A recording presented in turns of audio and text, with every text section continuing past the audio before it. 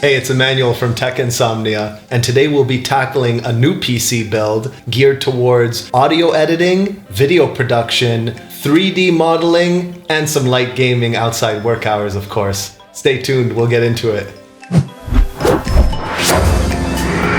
So 3 main reasons why we went with this LGA 1200 Z590 ASUS motherboard. The first main reason, it's Thunderbolt 4 compatibility, so its ability to support the Universal Audio Apollo X8. The second main reason is its PCIe 4.0 NVMe M.2 slot, which will give us the ability to run Western Digital's 4th gen up to 7,000 megabits per second read solid state hard drive. The third reason is the built-in 2.5 gigabit LAN, which will come in handy for that light gaming outside work hours, of course. And a fourth reason, which wasn't really a deal breaker, but good to have, the motherboard's ability to be cross-compatible between 10th and 11th gen Intel CPU. Now we went with the 11th gen i9.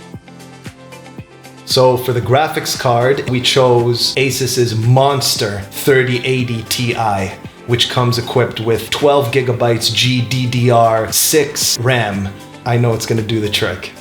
So the CPU we chose for this build is the 11th gen i9 11900K. It's got 3.5 gigahertz CPU with 16 megabytes cache. Absolute monster.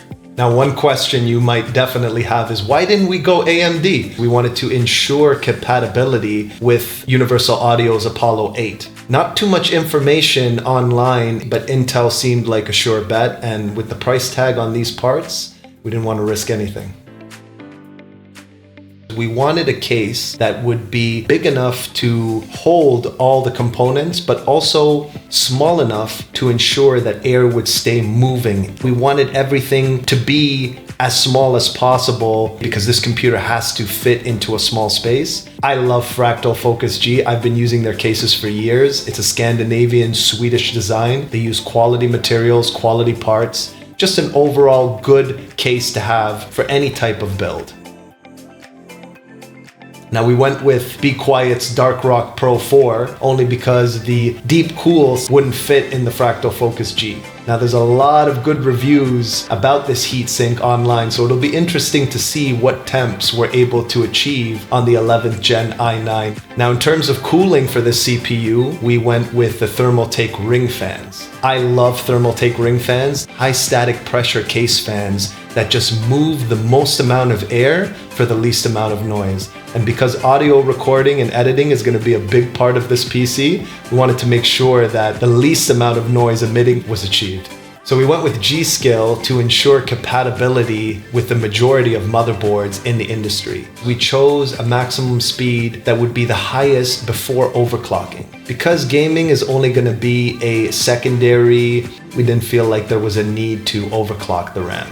Good side note to keep in mind is that when you overclock anything in a computer, you're pushing it past its safe boundaries. So if it's not necessary, it's always a good practice to avoid overclocking. But in some circumstances, it may be necessary. So now that we've covered the particular components, we can get to the fun part, which is the build itself. Stay tuned for more build-related videos featuring this exact PC and more tech-related videos in the future. Please feel free to like and subscribe if you found value, and I'll see you guys in the next one. Stay safe, take care.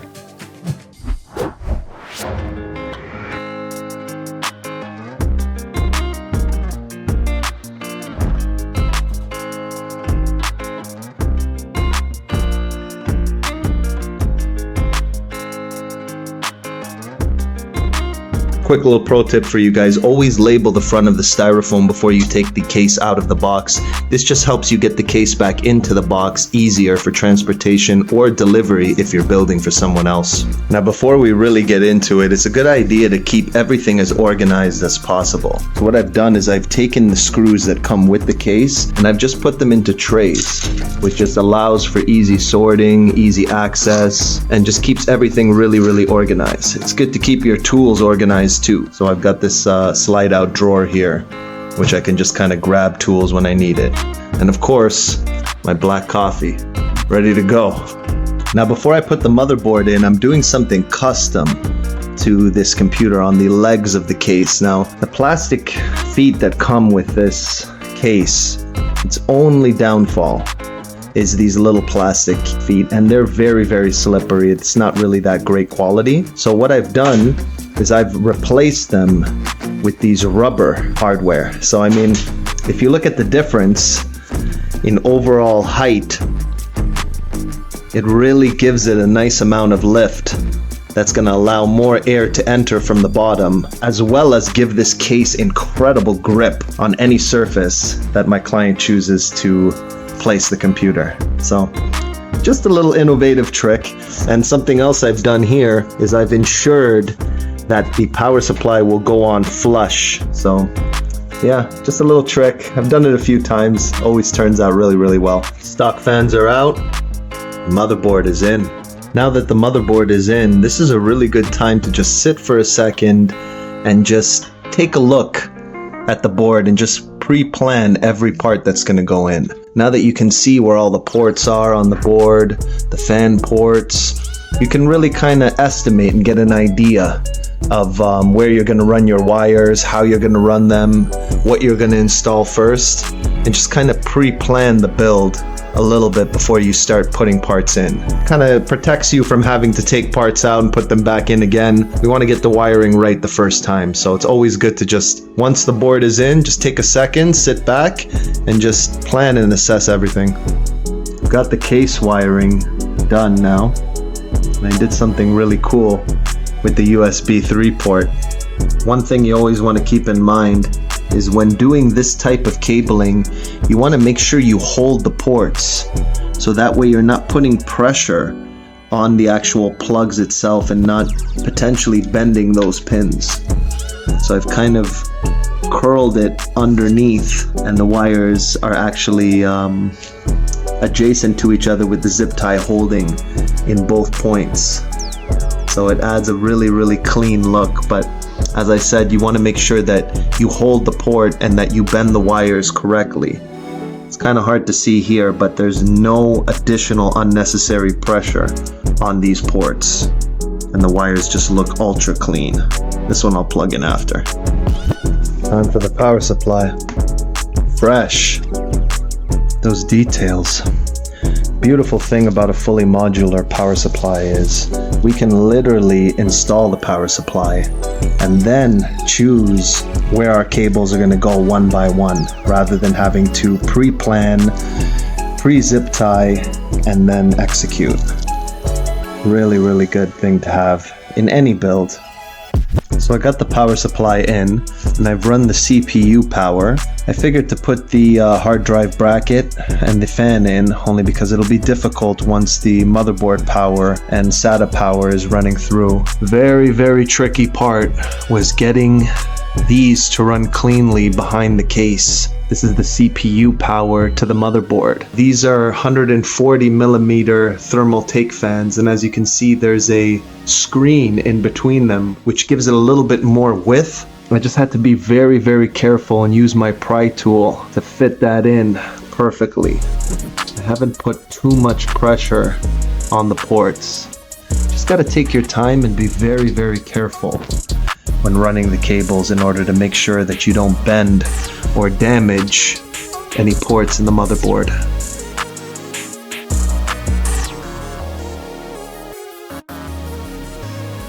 One thing I always like to do whenever possible, cut back on case noise, is use zip ties rather than screws, only because the vibration that comes from these case fans can basically travel through the case and create noise. Now, if your case has holes where you can run the ties through, try it out. Definitely, I've noticed a difference. See, this one will go like that, and then one zip tie will secure both of them through the holes there. Definitely something to try out if you want to reduce case noise in any PC build. Super clean. Turned out really, really well.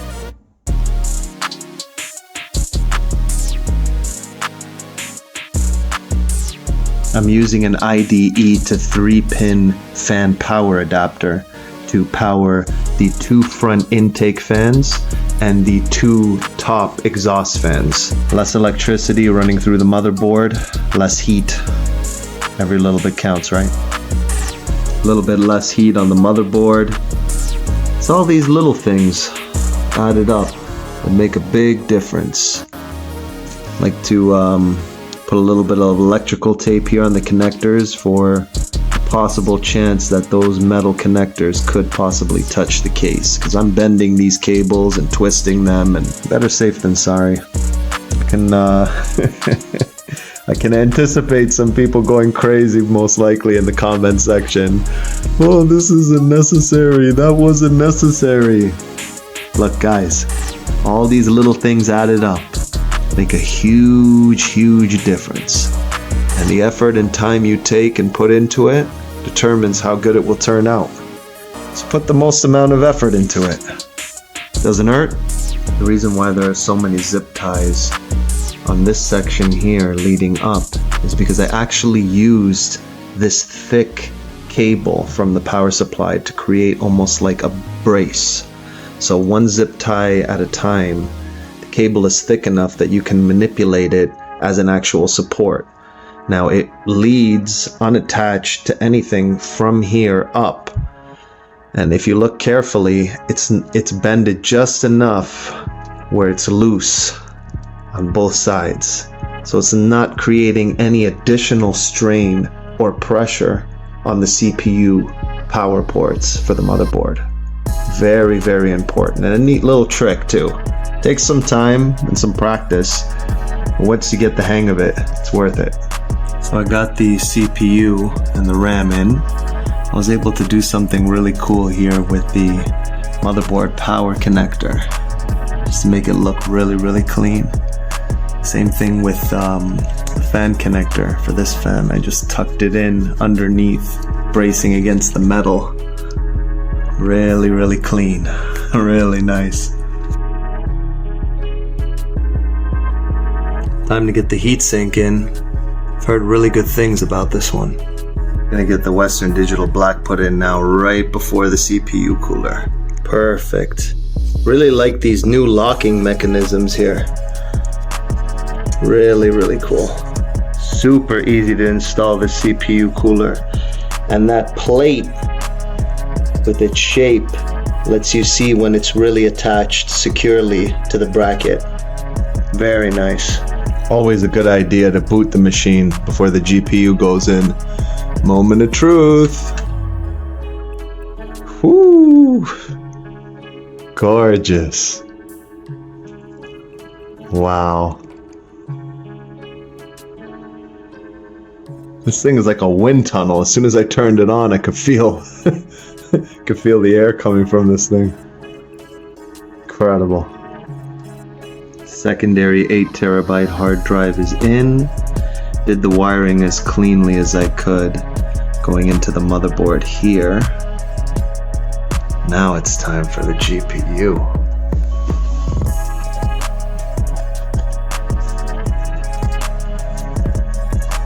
This thing is just an absolute monster. Wow.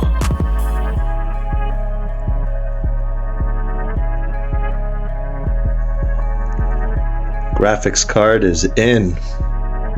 Now I've done something special with the graphics card. The power connector cable, I've ran it through the back here, and using zip ties while pulling but not too tough, I've actually secured it in a way that the power cable acts as a brace to keep the GPU up and prevent graphics card droop or motherboard droop, which is when the weight of the graphics card over time causes the port that it connects into to kind of curve or bend.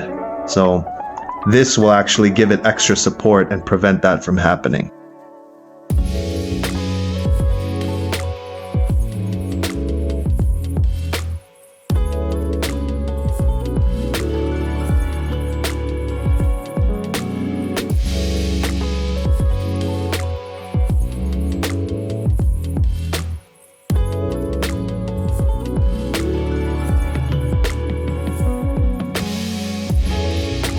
Build is officially fully complete.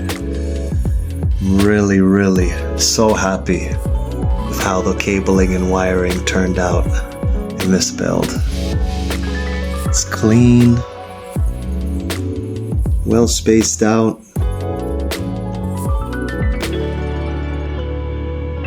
Fabulous.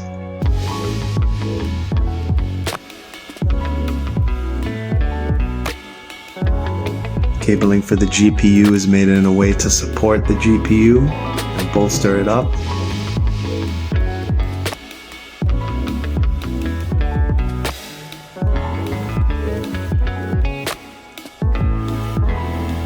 Excellent. So I've got the computer booted and it's looking really, really good. I love this color of this case. Very, very nice. Very, very clean and elegant paint job on this case. Fractal makes a great case. I left the plastic on the glass so my client can remove at their convenience once the computer is delivered, but I did take the plastic off the inside of the glass. So I've got the newest version of Windows 10 installed, and this thing is just blazing fast. It's the 11th Gen i9. I'm getting some pretty crazy temperatures on this thing. Like really, really amazing temperatures for an i9. I've been running the computer for the last hour and a half, just streaming video off YouTube, ran a couple of programs, and I mean the temps that this CPU cooler is producing on this 11th Gen i9. It's pretty notable. Here's the read and write speed, benchmarking the SSD.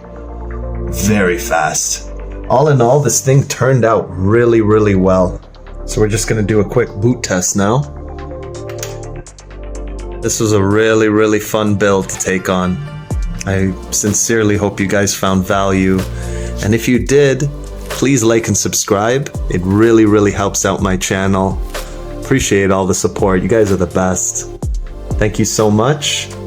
And stay tuned for more tech-related videos to come in the future. Tutorials, reviews, everything tech. Stay safe out there, guys. Till the next one. Take care.